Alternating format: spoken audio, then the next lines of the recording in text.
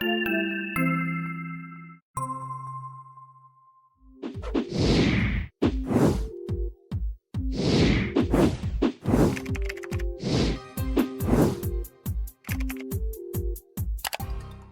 know many of you asked for him by name because he is part of the Randall family right now, but Dr. Marshall brought in his partner, Dr. Wilkinson. And Dr. Berney, we are so glad to have you. We are making you an honorary hawk today, so we've got, just know you're part of our family too. All right. And they're here to talk to us and answer your questions about how we cope. How do we adjust? We are going to open the forum so that if you do want to ask a question, you can unmute your mic.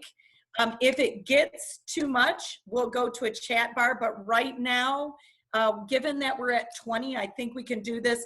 Just be cognizant and let's try to not talk over one another. Again, thank you for your time. And I'm going to hand it over to our two guest speakers. Dr. Marshall, Dr. Wilkinson, thank you again on behalf of Randall Middle School, Claire Mawhinney, Avid, and the PTSA. We owe you like at least 2 big blue bottles. Oh, very good. Yeah. Oh, I knew that would resonate. I knew that would resonate. Now you have my attention. Okay. Yes. Okay. Quick question. Okay. What is in the background? I'm out of this world, Dr. Marshall. Well, you know that. Of course I know, but what is the background? That is actually a picture from the ISS of the Earth at night with the sun coming up over the Earth. And if you look behind me, you will see the lights of the Earth. Yes. And this is actually a NASA picture from the ISS. Very nice. Okay. Very good. Had to satisfy that curiosity. Yes. Okay. So ready to begin? We are. Okay. First of all, we're going to call this From Classroom to Cloud, because that's where all of us are headed right now. Speaking of your Earth and space photo there, we're going to the cloud, and we're going to enter this strange, for some of us, strange new world of homeschooling.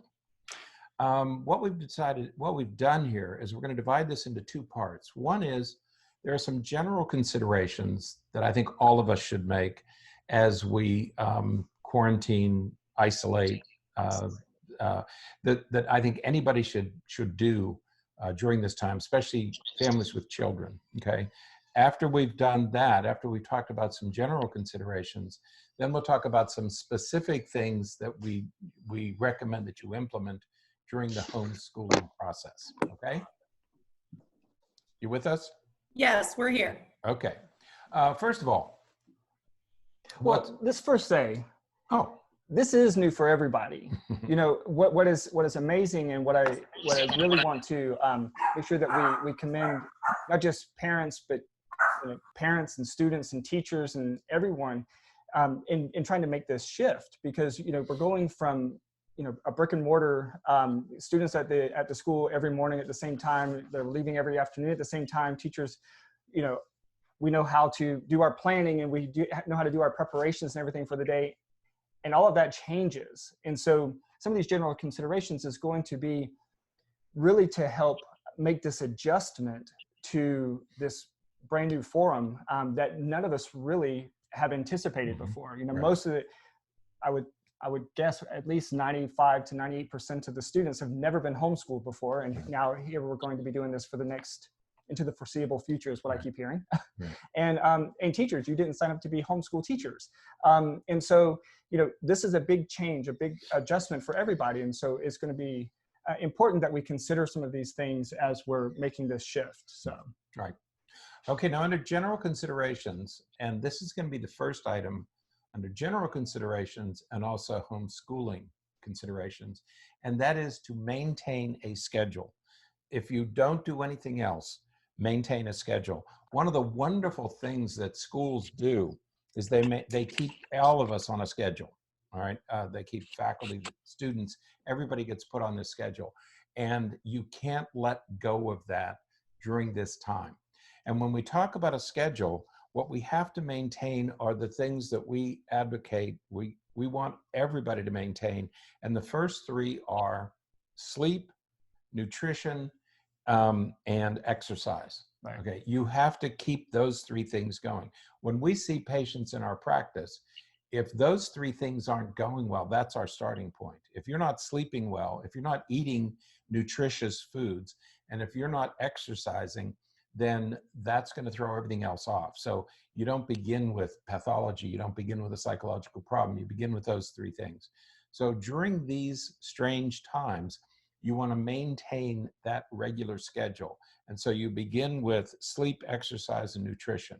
And when we're talking about sleep, we're emphasizing you want to go just like you would during the regular school year. You want to go to bed at around the same time every night. You want to get up around the same time every morning. You know, think about your summer schedule, you know, where you're staying up later, you're sleeping later in the morning. That shift is going to have an effect on the way that we perform and behave during the day. You know, during the summer, we're not doing a lot of academic tasks. So, you know, those major changes to our sleep schedule don't really have the same impact as they would if we were doing it during the school year. So making sure that you're going to bed about the same time and getting up at about the same time every day is going to be critical.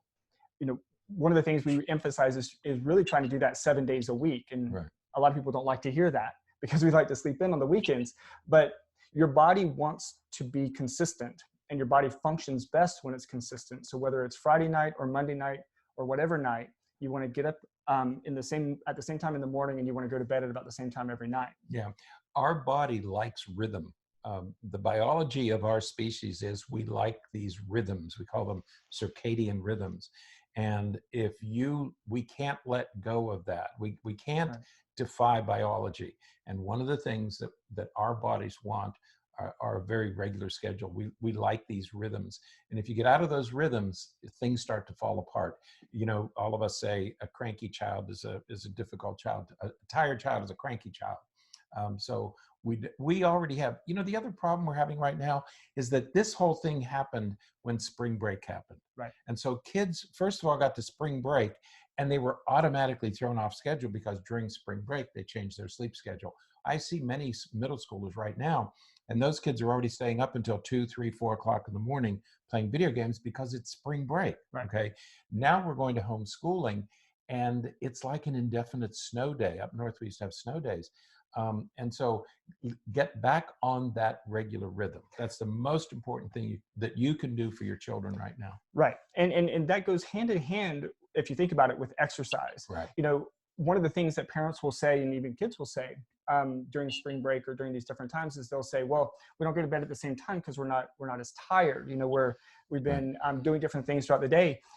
Well, typically what happens, and especially during this time, what I'm seeing with a lot of students is that everybody's quarantined, everybody's staying inside. And so no one is active. No one is exercising the way that they would if they were at school. They don't have recess. They don't have PE. They don't have those, you know, they're not walking, you know, a mile and a half throughout the day in between classes to go from class to class. And so because they're not getting any of that exercise, they're probably not as, you know, physically worn at the end of the day as they would be if they were at school. So you have to build in an opportunity to exercise, and that may mean going outside, or even if it's just doing something in the house, you know, from YouTube or whatever to get some exercise in.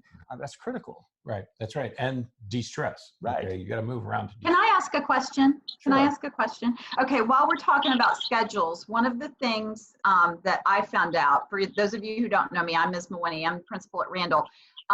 I've found that some adults want to impose their schedules on the kids for their own sort of comfort in keeping the schedule, but I'm not thinking that really works well for the kids, because many of them are having to share devices to use. Many of them are having to be very flexible themselves. So how can I help adults and kids with that sort of conflict? And the second item we're going to talk about after schedule is something called collaborative problem solving. Okay, And great. we're going to advocate that parents use this time to implement what we call collaborative problem solving.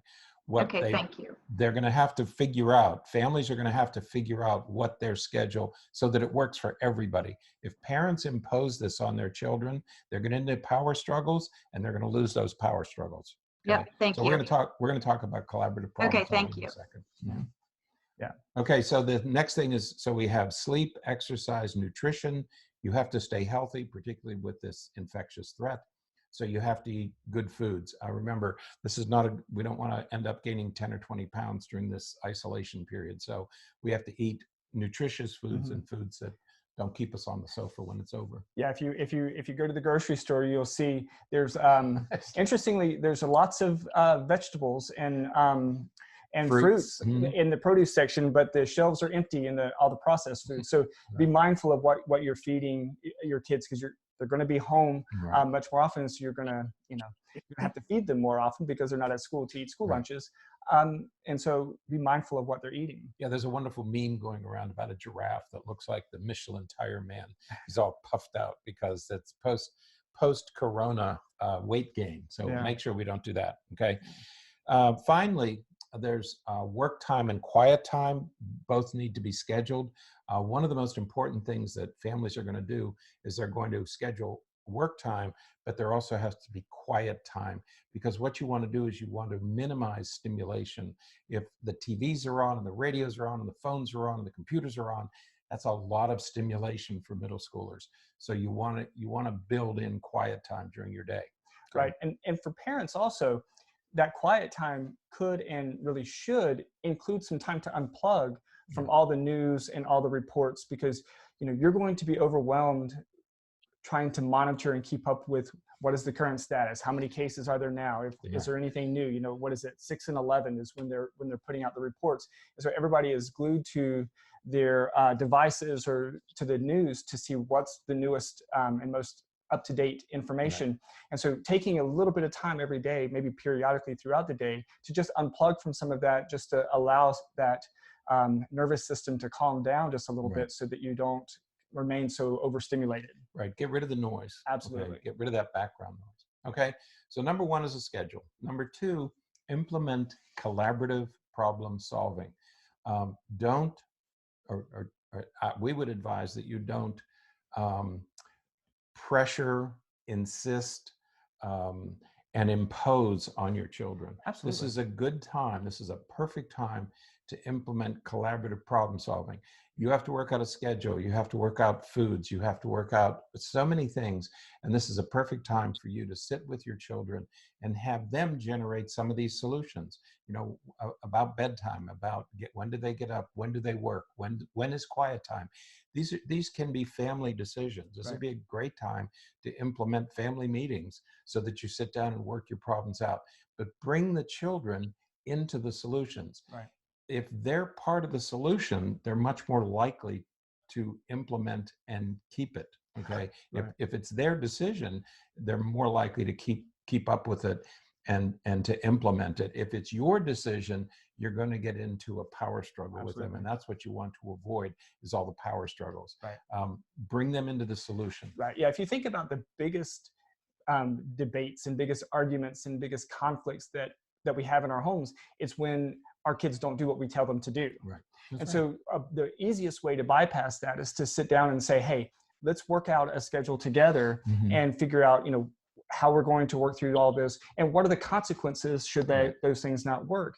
I think that many parents are amazed, or maybe even surprised, maybe amazed isn't the right word, surprised at sometimes the pretty strict and rigid guidelines that a student will talk about imposing on themselves. Right. Many times we'll sit with them and work through this process and have to say, the teenager or whatever will come up with these consequences if they don't do what they're told. And I find myself having to say, let's not be too harsh. Don't be too because harsh you don't on want that to happen. Right. Right. I want to lose my Xbox for a week if I don't do that. No, don't say that. You don't want to lose your Xbox for a week. Believe me. So, creating reasonable expectations and plans, the kids will work with you on that stuff if you allow them. And incidentally, one of the things that we used with our own children and we put in our book, there are 168 hours in a week. Right. So we recommend that families take 168 hours and then just start subtracting hours. Like, how many hours do you sleep? 50 some hours a week. So you subtract that from 168, and kids will learn very quickly that they don't have 5 or 6 hours a day free time. to play video games. Or shouldn't. You just don't have time to do that if they're doing everything else they're supposed to be doing. Right. So think of 168 hours and work these out with your kids. We have that on we can send that to you, the activity that we have in our book. We print that out for parents. So use collaborative problem solving to set up your schedule. Third, avoid power struggles. Mm-hmm. You're going to lose those, so don't even enter those. Don't think that you're going to automatically command that your children do these things, or that they spend 8 hours a day doing online school. Online school is not like brick and mortar. It's not like going into a building for 8 hours. Right. You have to, because kids they're not on task for 8 hours, right. Or 7 hours or 6 hours. So we can't expect them to be on task for 6 hours during a homeschool experience. So number 3 is avoid power struggles. Number 4, start thinking in terms of space and time. Right. Time is your schedule. Space is where you're going to do it. You're going to have to change some things in your home to set up appropriate work and play spaces. Some for work, some for play, some for sleep. Absolutely. And so when you're thinking about workspace, you want to make sure that you're as free from clutter as possible, because we all work so much better when we have a nice, clear space. What that oftentimes will mean is, if the student has some math work to do, some reading or language arts, and some science to do, only have one subject on the table at a time. Right. If we have several books sitting around and we have a stack of papers over here, even if it has nothing to do with what the student is doing, right. it's going to create a sense of being overwhelmed, and a sense of, I have so much to do. And as soon as we start to get into that mindset, we don't function very well. Right. It's really difficult to focus and concentrate on what we need to focus and concentrate on. And right. So clearing that space of clutter, of extraneous sounds, extraneous things that will catch our visual attention, making sure the temperature is just right, and all that kind of stuff. All those things are really important to and conducive with good study habits. Right. Yeah, we talked about turning off the noise, right. The background noise. Also, visual clutter right. also is stimulation. Right. And for a lot of kids, they just can't function with all the clutter. Clean off spaces, clean off tables, clean off chair. Get your room, designate one room as a trash right. room during this period, where you just dump stuff, extra food, extra clothes, extra belongings, but keep the rest of the house as neat and clutter-free as possible. Right. Okay. So the next and the last item under general considerations is, this is an excellent time for everybody to learn how to self-regulate. Right. Okay. Everybody has the obligation to self-regulate, to learn how to self-regulate, and to practice self-regulation. And one of the things I want to put under this, people are going to get frustrated. We're going to get cabin fever. We're going to start picking on each other. Siblings are going to they're going to accelerate and increase their sibling rivalries. Okay. But they have to also learn how to regulate their emotions. Right. Okay. And by the age of 8, children should be able to self-regulate. So if your children are not learning to self-regulate, by age 8, we're a little bit behind the curve. So middle schoolers should be able to do that. Though they're very emotional creatures, they also need to learn how to self-regulate. Underneath that is boredom. We're all going to hear, "I'm bored." My response to that is, I don't care. Your boredom is not my problem. And I'm not the social director of this cruise. It's not my job to keep you entertained. It's my job to make sure that you have the materials. It's my job to make sure that you're doing the work, that at least you're not doing other than the work. You're not playing video games instead of working. But it's not my job to keep you entertained. This is a wonderful opportunity for kids to learn how to entertain themselves. We had to do it. No, my mother didn't care if I was bored. She had 6 kids. We grew up, nobody cared if I was bored.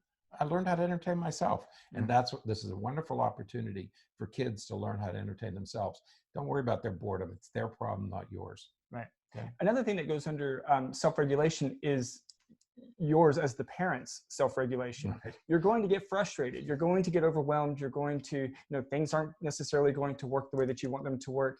I'm not sure exactly what apps and programs and devices you guys are using there to manage all of this remote distance learning stuff. But likely you're learning new apps, you're learning new things, new information, and there's going to be frustration. There's going to be some feelings of this is never going to work types of things, because it's going to be hit or miss. Everyone makes mistakes. Everyone falls short sometimes. No one knows how to do everything, and so what's one person's strength is going to be another person's weakness, and so we need to make sure we're working together. But as the parent, as the adult, you have to exercise good self-regulation and not just get so frustrated that you say that, where you act out yourself. That's it, I'm done. I'm not going to, let's not talk about this anymore. Instead, verbalize it. We always recommend verbalizing our own feelings to our kids so that they know that we feel the same way that they do sometimes, and this is how we manage it. So instead of, getting frustrated and just saying, that's it, I'm done, you figure it out yourself, I'm leaving. Say, man, I'm really getting frustrated with this. I bet you are too. Let's take a break from this for a few minutes and go get something else. Just go calm down for a minute, and then we'll come back and we'll take another stab at it. Anything like that is going to teach your kid how to use good self-regulation skills even when they're getting frustrated. And so that'll pay dividends much longer down the road. Right. Your children are going to be watching you. And if you are self-regulating, if you are managing your emotions, you're the model for your kids. They're going to mirror what you do.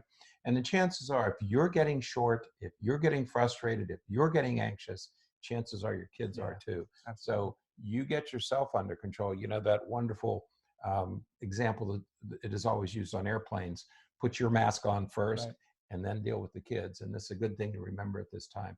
You take care of yourself first, get yourself regulated, and your children will learn from you. That's what, not tell them what to do, but let them watch you, show them how to do this. And verbalize what you're going through in your mind. If you're verbalizing it, then they can start to internalize your speech into their head. They've done that since they were born. Your initial parent talk became their internal talk. But it took some time, and so this is the same thing. Right, time to do that. Absolutely. Okay. So take these, avoid power struggles, use collaborative problem solving, set up a good schedule, but learn how to self-regulate, okay? And build those spaces where all of this can occur. So you're gonna have to change the look of your house maybe during this time. You're gonna have to put some things away and take some other things out. But remember, keep that space and time. Those are the two most important things, okay? So shifting to part two. Yeah, part two. Before we go to part two, imagine what it would do for your kids if you woke up on a Friday and you were ready to start the day and you said, you guys have done such a great job. I think we're going to take today off, okay? And build some serendipity into this. You have to maintain a sense of humor during these times, okay? And so don't be afraid to take a little time off. You can always make up for it later. Or I think tonight we're going to have dessert for dinner.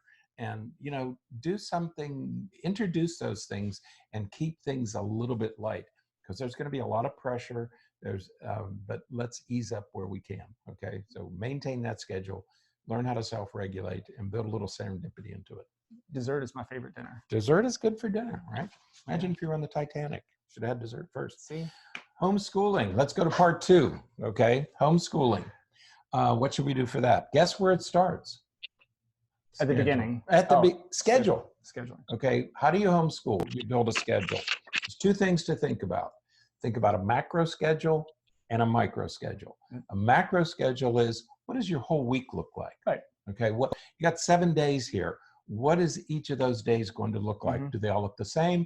Is each day devoted to something a little bit different? Be very thoughtful. There's a lot of talk these days about mindfulness.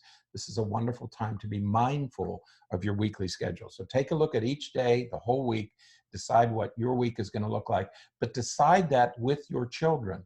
Do this collaborative problem-solving approach. Okay, kids, what's the week going to look like? Okay, how do we want to do this? Once you've established what the whole week looks like, then you do the micro schedule, which is, what is our work day? What is our school day going to look like? So what is work time and what is break time? Okay, and how do you divide your day up? And again, are all 5 days going to look the same, or are you going to introduce some variety from day to day? Again, that's up to you. That's up to you, your children, and your home life. How does it typically work? Some people, they're going to have a very regular schedule, do the same thing every day. Some kids don't work that way. So you have to know your children. And part of the macro schedule is also thinking about an entire day. You know, what is the flow of everything going to be throughout the day? You're getting up, and you know, are you going to allow for some time to wake up and have breakfast and do all of that, or you're going to, you know, have them get up and get right to work, or you know, is math going to be first, or is language arts going to be first, or how you're going to work out that process. You don't want to, and this kind of starts getting into the micro level as well, but you don't want to put your student, your child, or yourself really in a position where you're saying, okay, you know what, from 9 a.m. to 11 a.m. you're going to do math. A 2-hour block is not going to be a reasonable schedule for a student at any level. That's just too long of a period of time. So you got to make sure that you're building in opportunities for there to be some shifting and adjusting and movement and all of that in place. You know, if you think about a regular school day, most students are in one class for what, 50 minutes, 54 minutes or something like that. Rarely are they in a single class for more than an hour, unless you're doing block scheduling, and even that is kind of broken up in different ways. So make sure that, you know, when you're creating that macro and the micro schedule, make sure that you're keeping in mind how long you're expecting your student to keep in one task at one time. Right. You know, one of the things to remember is that a person's attention span correlates with chronological age. So a 3-year-old maybe can sustain it for 3 minutes. A 5-year-old can sustain it for 5 minutes. A 10-year-old can sustain it for 10 minutes. A 15-year-old can sustain it for 10 minutes. The attention span of most individuals is about 10 minutes. Yeah. Keep that in mind, that when you're in a classroom, if you teach, you know that you have your students' attention for the first 5 to 7 minutes of a class, and you get their attention again at the end of the class. Okay. If you take a college class, you pay attention at the beginning and you pay attention at the end. In between those two times is when you daydream and you drift and you think about other things. Remember, our homeschoolers are doing exactly the same thing. You're going to have their attention at the beginning, then it's going to wander, and you're going to have it again at the end. So build that in to your schedule. You're not going to get 50 minutes of concentrated effort because the brain just doesn't work that way. And most teachers already build that in naturally into their schedule. So you have them at the beginning, and you are talking about what the assignment is. You're giving them the information that they need. Then you're giving them a period where they're working on their own or working in groups. So there you have that sort of breaking up of the information, and then you try to pull them back again, say to clarify or to help out a little bit. Then you put them back in their groups or to do you're doing that naturally within the 50 minutes anyways. And so we would be doing the same thing at home. That's right. You're prompting them at the end of the class. You're okay. Now everybody pay attention. Let's get it organized. And they re-attend. You get them back, and that because now you know they're paying attention. So build that in. Have parents build that in at home. Okay. So second, so once you have established a schedule, then the next thing is you have to build the schedule based on the children you have. Okay. We raise the children we have, not the children we want. We might want our children to be on a certain schedule. I think, Ms. Berney, this is a question that you asked, is how much can this child tolerate? If you have a child who is able to sit and focus and concentrate and self-regulate and look up things on his or her own, that's great. But that may not be the child that you have. If your child has ADHD, that's a game changer. Okay. If your child can't regulate her emotions and she tends to have temper tantrums and to be very difficult emotionally, that's a game changer. Or if she can sit down and read a book for an hour just fine without any complaints, but can only handle 10 minutes of math. You know, just being aware of those strengths and weaknesses so that you can adjust and work the schedule accordingly. And your children have to be free, and they have to have permission to say, Mom, I just can't do this right now. Okay, it's all right. That's part of self-regulation. Now, they can't say, Mom, I can't do this right now. I need to play Minecraft. No, you don't have to do your schoolwork, but that doesn't free you up to do everything else. And we're going to talk in a minute, we're going to talk about what how we use these work periods, Right. okay, and how you can't let video game time bleed into work time. I'm going to explain that in a minute, Right. okay? So right now you make all of these plans not based on somebody else's schedule or what you think the schedule would be, but you make these plans based on your child's temperament and tempo and rhythm. Some kids are very good late at night. Some kids are very good early in the morning. You have to know your child. You raise the child you have, not the child you want. So remember, think about your child's temperament before you put these plans into effect. Right. And that includes building in some of the exercise time and building in some of the, you know, we're going to talk in a few minutes about brain breaks and things like that. When and where and how you build those into your schedule is going to be based upon your child, your specific child. Yeah. I would have exercise time at 6 o'clock in the morning. My kids aren't going to do that. They're not going to tolerate exercise time at 6. I'm not raising Navy SEALs. I have children who have their own circadian rhythms. My kids want to exercise in the afternoon. So I have to adjust the schedule accordingly. Okay. And some kids can't Dr. Marshall and Dr. Wilkeson, may I interrupt just a minute? We have some parents that prefer to use the chat box, and we had a parent that wrote in and asked and said, I would love to know how to get my teen out of the room, out of the bed without causing a power struggle. Apparently, that's been an issue. So I think we're at a good point. I don't know if you were going to address this later, if you'd like to just address it now. Yeah, we can. In fact, I sort of alluded to that a minute ago. Yeah. When we talk about collaborative problem solving, kids are staying in bed in the morning because they're not going to sleep at night. Often. If you can't get your child out of bed in the morning, it means they haven't slept 8 or 9 hours that night.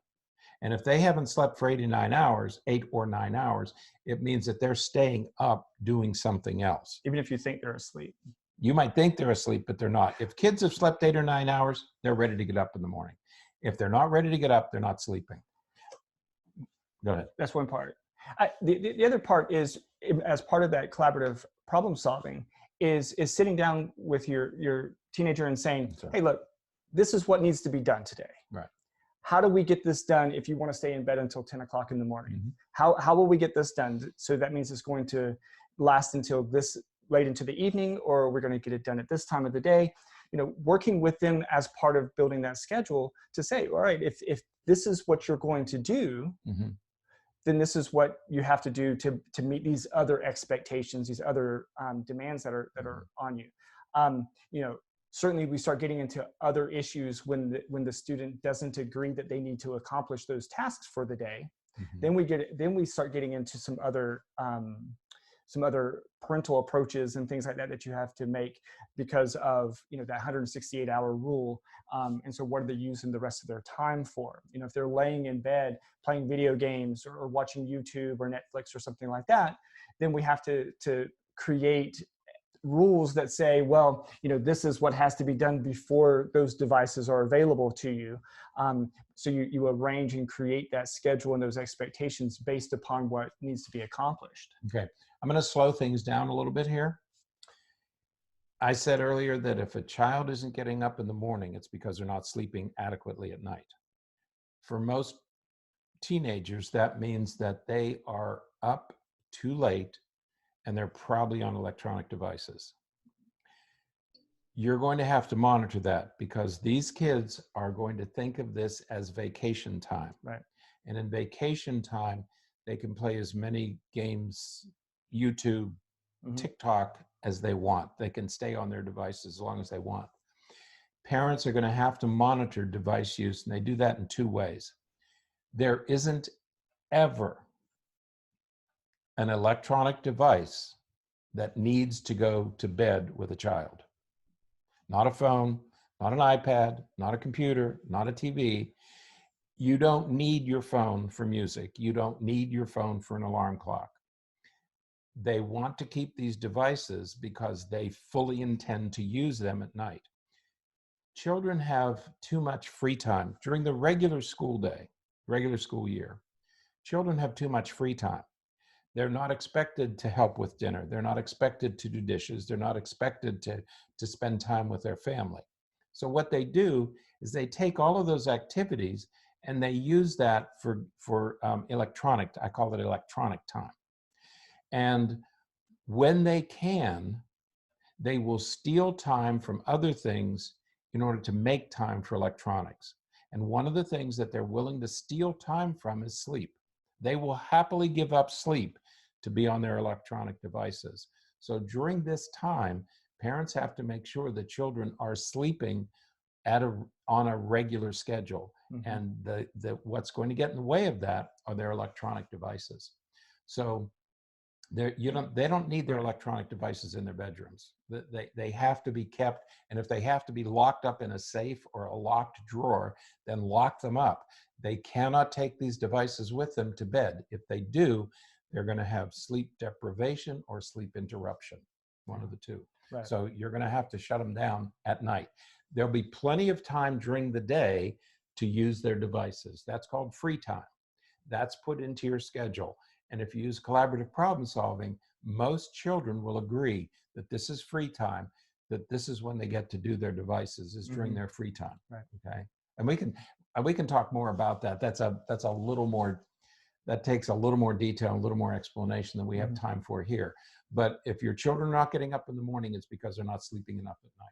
So that's a sleep deprivation problem, not an obedience problem. Okay. Was there another question, did you say? Let me go ahead and I did not have another one. I just wrote to you. If there's anyone that does, they can jump in now. Okay. I have, everyone should be unmuted so you can control your own device. Is there anyone at this point that has any questions for Dr. Berney or Dr. Richard?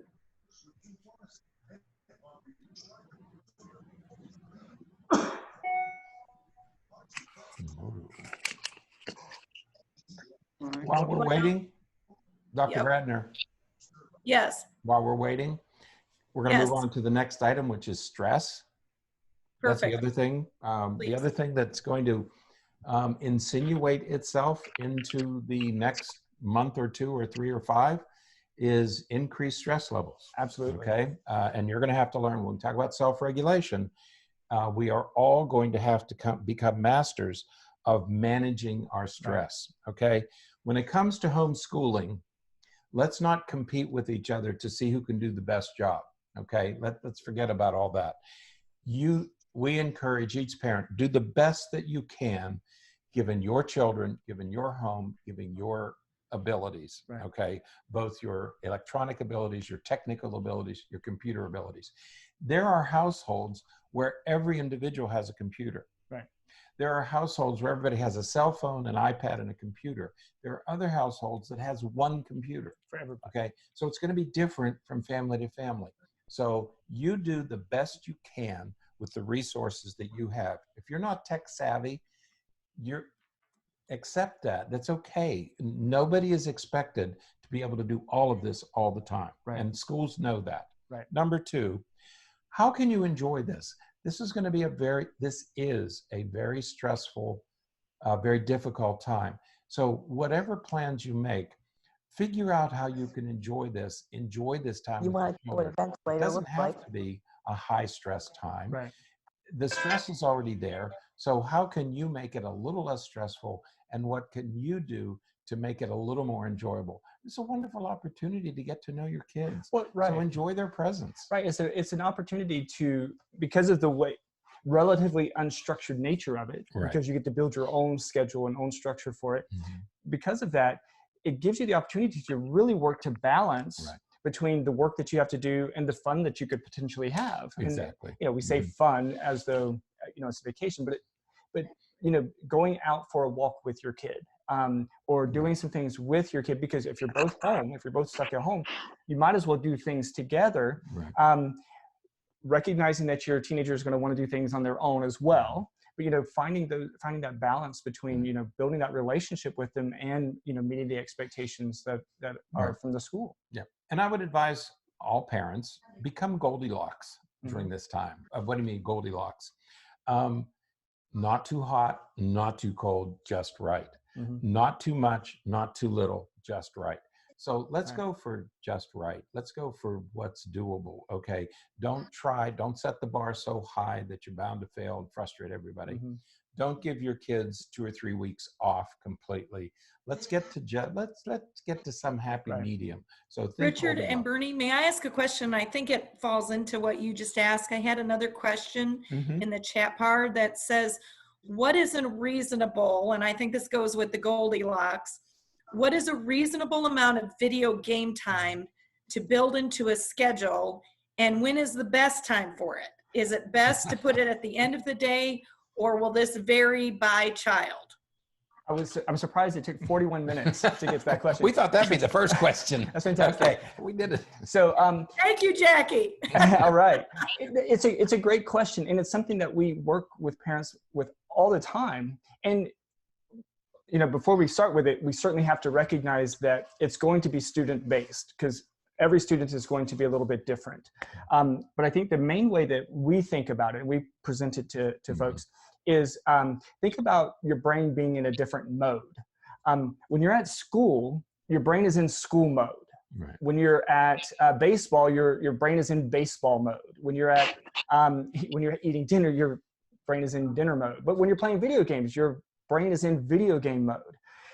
Your brain, as we talked about earlier, our brain likes to do things pretty consistently. So our brain doesn't like too much to shift from one mode to another mode.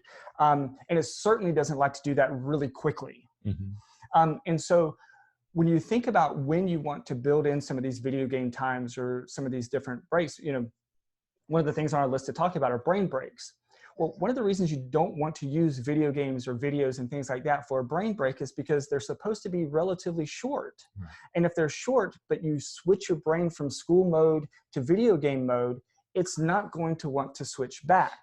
So you want to create the opportunity to remain in one particular mode for as long as you can, knowing that once you switch out of that mode and into a different mode, it's going to be tough to get back. That's why it's never a great idea. Well, I won't say never. It's typically not a great idea for your kid to come home from school to play video games for an hour or so and then try to do homework. Right. That's going to, for most kids, that's going to be a battle every time, because they're not going to want to go from school mode to video game mode and then back to school mode. Right. They're not going to want to do that at all. Right. So getting homework done immediately right after school while their brain is sort of still in school mode is sort of the ideal situation. And then they don't have to go back to it. So building it in a way to where they can, once they're in video game mode, they can either stay in video game mode or be in some other non-academic mode for a while. And with that idea of transitioning, because you're right, it's too quick. The brain, kids don't like to do that. Start with 24 hours. A day is 24 hours long. And then if you subtract 8 or 9 hours, at this age, kids should be sleeping 8 to 9 hours, okay? Right. So if you subtract 9 hours from 24 hours, you end up with 13, okay? For 15 hours, okay? Then you build in your work time, your exercise time, your quiet time, your family time, your meal preparation, doing dishes, hygiene, bath. Take all that out of the 15 hours, everything that you want your children to do. All the have-tos. Right. Take all the have-tos, subtract that from 15 hours, and what you have left is free time. It can be 2 hours, it could be 3 hours, but that's free. It's free time. That's their time to do whatever they want. Right. If they want to play video games, fine. If they want to read, fine. It's free time. Free means free. They're allowed to do whatever they want. Your goal as a parent, what you have to do as a parent, is you have to make sure that you're putting everything else into the schedule. One of the problems we're having today is that children don't help with dinner preparation, they don't eat with their families, and they don't help with cleanup. There are parents who deliver meals to their children in bedrooms because the kids are playing video games and they don't want to stop. These same children should be helping with dinner preparation. They should be eating with their family for 20 to 30 minutes at that evening meal, and they should be helping with cleanup. Right. That's an hour and a half, okay? That most children, it's at least an hour. that most children are not expected to do. Well, if they're not doing family time for an hour, guess what they're going to do for that hour? Right. So your obligation as a parent is to make sure that your children are doing all that they're supposed to do, and the rest is free time. That's what kids need to learn. They don't have 5 or 6 hours of free time. Any kid who has 5 or 6 hours of free time every day is stealing that time from something else that he or she should be doing. Or they're not obligated to. Or they're not asked to do it. To spend that time. They may not be stealing it, but they're not given it either. Yeah, many parents don't expect their children to do anything, right. but then they don't want them to play video games for 7 or 8 hours a day. Well, you can't have it both ways. Right. If you're not going to expect your children to do these other things, they're going to have plenty of free time, and I can tell you what they're going to do with the free time. Right. That's what anybody would do. Absolutely. Okay. That's a topic that I could come and talk to you about when life returns to normal. It's a complicated problem that all of us are struggling with. Yeah. So I don't mean to minimize it, but there are many ways to approach it. Okay. We had another question that Sure. came up, and this is, what do you do with the teen that, again, does not want to do the family time, doesn't want to do family bike rides, doesn't want to do things with that, would rather be isolated, would rather be on their own, would rather be that tween in the room? How do you balance that, and how do you stop the power struggle with that? One of the things I tell parents, I say, do you go to church? Does your family go to church? I know, Mr. Bradley, Dr. Bradley, your family goes to church, right? Yes. On Sundays, right? Yes, we do. How'd you make that happen? Because I said so. Oh, imagine that. No, because that's what you do in your family. Right. You've done it for years. It's just Yes. what we do, okay? Right. This is the family you were born into, and it is just what we do in this family. Some families go camping, some families play sports, some families go to church, but you build in these systems, these family systems, and everybody participates. Now, you may have a recalcitrant child who says, I don't want to do that. You don't have to do that, but you're not going to do anything else during that time. I'm not giving you an hour. I'm not going to let you steal family time to use for electronic time. That's the devil in the details, is that, no, honey, you don't have to do your homework, but you're going to be sitting here for an hour doing nothing because you're not going to use homework time to play Minecraft. Right. Okay. Homework time is homework time. You can choose not to do homework, but you are not going to do anything else. Right. Yeah. So it's almost like a sort of like a response cost type of situation where you don't have to do these family things, but you can't do these other things. Right. Until this family time is done. Right. So, you'll have your video game time in just a little bit, but for right now, we're going to go for a bike ride. If you choose not to do your bike ride, you may not get your video game time later. Well, or you can get your video game time. But not until then. Right. In other words, Can I interject something real quick? Can I interject real quick? And I'm going to say this as a woman who has raised 2 boys and did a lot of things wrong. And a lot of the stuff that you're saying is very helpful. And one of the things that I found, though, is that on Sunday night, and I did this too late with my second child, but I learned it the hard way. We started sitting down on Sunday evening and having that collaborative problem solving like you talked about. So we had that set time. I made it very short, and I would say, okay, Casey, set one academic goal for the week, set one personal goal for the week, and then I would have him write down either a quote, or sometimes it'd be like something that means something to him, and we would put it on the mirror. And even though sometimes it was a joke and he would pick the same quote every week, we would still do it. And that's just something that I learned the hard way. And now that I'm 57, I know that I should have done it earlier, but that same time every week that was not stressful was our problem solving collaborative time. Because if I were a parent listening to you and with younger kids, I would still be saying, how do I get them to do all this stuff? Because it would be overwhelming to me. I'm just glad mine are out of school now, to be honest. Well, I think that an important point that you made, and you said it very quickly, but I want to make sure that everybody heard it, as you said, that meeting was very short. You know, we get into this mode where we think we have to sit down and lecture and walk through every piece and every bit of it in extreme detail, and we don't have to do that. We create the system, we set up the structure, and we say, okay, what is going to go here, here, and here, and then we're done, and we can move on with our day. We don't want to have to create, you know, a situation where we're pulling our 13-year-old in for a 2-hour family meeting to talk about what we're going to do for the week, and then get upset that he or she isn't very engaged in that conversation. Not enthused. And so we have to make sure that we are keeping those times brief. Be very, you know, you can still be explicit without being, you know, overwhelming. So making sure that that whole system, I mean, that's the work that we have to do as parents. All the work we do as parents is, you know, like the Wizard of Oz, is behind the curtain. We don't show them all this other work that we're doing in preparation for that 3-minute conversation we're going to have with them. That may have taken you 2 hours, but that conversation needs to be succinct in that 3-minute period. Yeah. Oh yes, has to be short. Yeah. The other thing that some families do is that a different family member leads the meeting each week.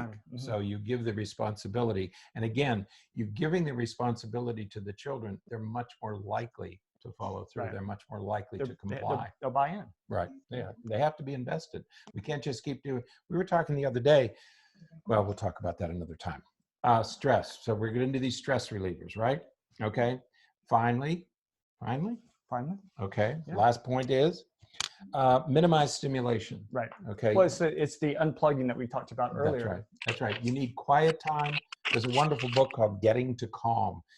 It's something we're all going to have to practice during these days of isolation. We have to learn how to calm down, unplug, de-stress, do whatever you have to do. Give everybody a time to de-stress. Sometimes you de-stress as a family. Sometimes an individual has to de-stress. But the kids have to have permission to be able to self-regulate. Okay. So build in time for that. Absolutely. Okay? Yeah. The de-stress is going to be different for each person in the house. That's right. It should often and always include, you know, some time to unplug, but you know, look, if this is just your free time to de-stress, and you're going to do so by playing Candy Crush on your phone, or flipping through Facebook, you know, you can't be too critical of your kid who wants to de-stress by playing, you know, Call of Duty. That's maybe how he or she de-stresses, and you're going to de-stress this way. So you have to balance that. Again, it gets back to that Goldilocks, where you have to balance between, all right, we're going to de-stress this way, but you may, as the parent, build in strategies. So we're going to de-stress by going for a bike ride as well. That's another way to de-stress. And so you build those things into your schedule. Yeah, and I think the biggest challenge that most parents are going to have, particularly parents of boys, is with electronic devices, video games, YouTube, TikTok, cell phones. That's going to be the challenge during this time. What I would do is think of that 168-hour week, 24-hour day. Let your child work with you to construct a schedule that includes free time. And when I say free time, I mean free time. You don't use free time as punishment. Free time is free time. They have to have a time that's theirs. That they know that if they do all we're asking them to do, that there's a light at the end of the tunnel. When I was in school, we had recess 3 times a day. We had 1 in the morning, 1 after lunch, and 1 in the afternoon. I couldn't go to school the way kids go to school today. I would have been it would have been hard for me. I knew that there was a break coming, okay? And that's what kids need. They need to know that if they do everything that they've agreed to do, that there's free time. And they're not going to be punished by having it taken away. Free time is free time. And think about the strength that this is going to have later down the line. Because when you say, this is your free time, you have these 2 hours of free time to do what you want. Whatever you want. If one day your kid says that they want to go to the mall and hang out for an hour, that's great. That hour comes out of your 2 hours of free time. That's part. So now we're getting into an economy of time. And so you're teaching them how to schedule their time. And okay, so I'm going to give up an hour of video games today so I can go hang out at the mall with my friends. I can't create more than 24 hours. Yeah, that 2 hours is their 2 hours, but they're going to have to trade it and barter with it to do some of the different things that they want to do. So think of time the way you think about money. Right. Okay, there's only so much. You decide how you're going to spend it. Here's $5. You can buy whatever you want. I don't care what you buy with it, but I'm not going to give you more. Right. Okay, I can't give you more time. So once you decide that you have 2 or 3 or 4 hours of free time, that's all there is. And the only way you get more is if you steal it from something that's more important, either Right. sleep or family time or exercise or homework or something. And what we want to make sure of as parents is our kids are not stealing time from something else. Absolutely. But it's our goal to set up what the have-tos are. These are the things you have to do. You have to do your laundry. You have to do this. You have to do that. And then the rest is yours. Yep. Do whatever you want with it. Absolutely. But you have to learn how to budget it. Yep. Dr. Richard and Dr. Berney, I want to be very cognizant of your time because we have gone well over the 45-minute mark and the 30 and 45-minute mark that I had requested of you. And thank you for volunteering.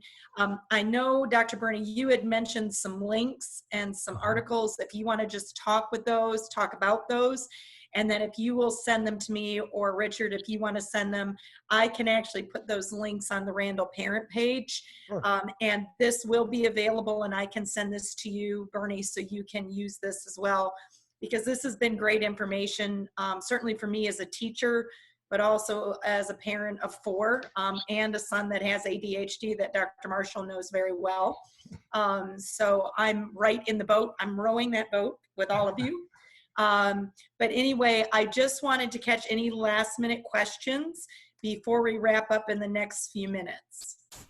Yeah. Or if you want to address those links, that would be great. Yeah, there's a kind of a fun link that's from NPR that kind of is a little cartoon talking about this whole situation. But the other links, there's one from the National Association of School Psychologists, where they have lots of different resources and lots of suggestions and strategies available for teachers as well as for parents. So there'll be that link in the show notes. And then there's another one from the New York Times where a lot of the stuff that we talked about was pulled from some of these links. And so you'll be able to go there and read a little bit more about some of these details. So you can post those on your website. Right. We'll send them to you and you can post them up. Yeah, and we'll post this, if you send the video, we'll post this as one of our podcasts. And so we'll have the links in those show notes as well. So they'll have that. That would be wonderful. I'm getting a lot of messages from the parents, Richard and Berney, just saying thank you for all the helpful information. Thank you for being there obviously for our Randall family, but thank you for being there for parents as we navigate these waters. And none of us know how long we're going to be doing this. So we definitely appreciate you. Our guidance counselors are saying thank you, awesome session. I just want to wrap up. If there's anything else, thank you, Mrs. Mawhinney. If there's anything else, any last minute questions? I have one. Please. This is uncharted territory. We said in the beginning, this is uncharted for all of us. We're going to learn a great deal in the next 2 or 3 weeks.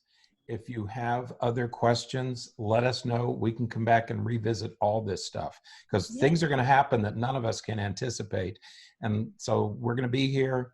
Let us know, collect those questions, and we'll be happy to come back. Absolutely. Okay. We will do that. All right. Okay. Well, everyone, I'm going to go ahead. Mrs. Mawhinney, thank you for allowing this as our Commander-in-Chief. Thank you for all your wisdom and everything you're doing for our families and for Randall families. And of course, Mrs. Richards, Mrs. Roberts, thank you. A big shout out again to Mrs. Collis and the PTSA for helping to support these types of things. And Richard and Dr. Berney, if it's okay, we might just call you in a couple of weeks and do another one. And we can do this as a litmus test. You know, our hair might not be quite as needed as right? After we go through all this for a couple of weeks, because we start officially tomorrow or on Monday. The teachers start official, the kids start officially. At Randall, we've gotten a jump start. I think that we're pretty good. But, you know, there might be some people on here that might be bald. I might be one of them. Because of this. So if you're willing, we will definitely take you up on that. And again, OU those blue bottles.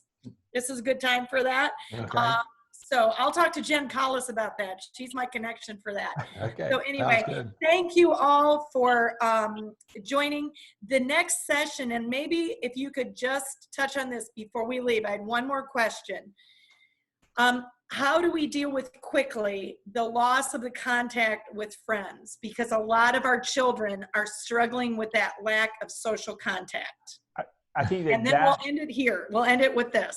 I think that is one of the important things with for not taking away all the video games and social media and everything. Exactly. Because where they're not getting it face to face at school, they most likely are getting it through virtual means, through social media, through video games and things like that. So that's why you don't want to don't take their devices. You don't want to apply a punishment that's going to remove them from their devices for an extended period of time.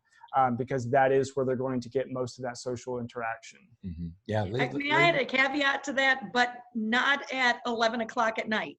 Or after 11 o'clock at night. Yeah. Right. I usually tell mine they're not doctors. I don't believe in it. They're not ER doctors. No one's going to page them. I don't think they're going to get paged at 1:30 a.m. No, they're not on call. Right. Right. Yeah, no. Well, thank you. Bernie and Richard, you are just gems. I owe you, Richard. You know I adore you. You are, and thank you both for being honorary Hawks. We're going to get you a shirt or something next time you can wear the Randall shirt. And thank you, everyone that joined today. Hope you have a great Saturday. Thank you, guys. Thank you. Bye-bye. Bye. Bye.